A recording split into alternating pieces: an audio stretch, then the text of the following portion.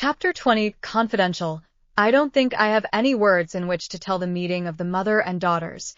Such hours are beautiful to live, but very hard to describe, so I will leave it to the imagination of my readers, merely saying that the house was full of genuine happiness and that Meg's tender hope was realized, for when Beth woke from that long, healing sleep, the first objects on which her eyes fell were the little Rose and mother's face.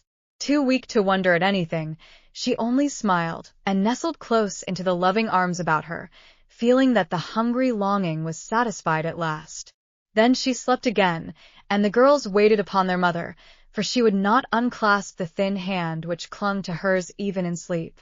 Hannah had dished up an astonishing breakfast for the traveler, finding it impossible to vent her excitement in any other way, and Meg and Joe fed their mother like dutiful young storks, while they listened to her whispered account of father's state.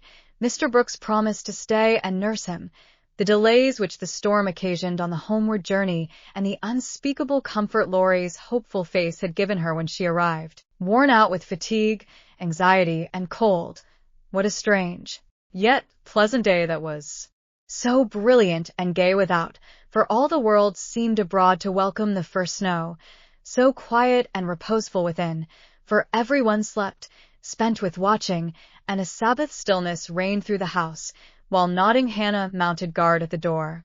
With a blissful sense of burdens lifted off, Meg and Joe closed their weary eyes and lay at rest, like storm-beaten boats, safe at anchor in a quiet harbor.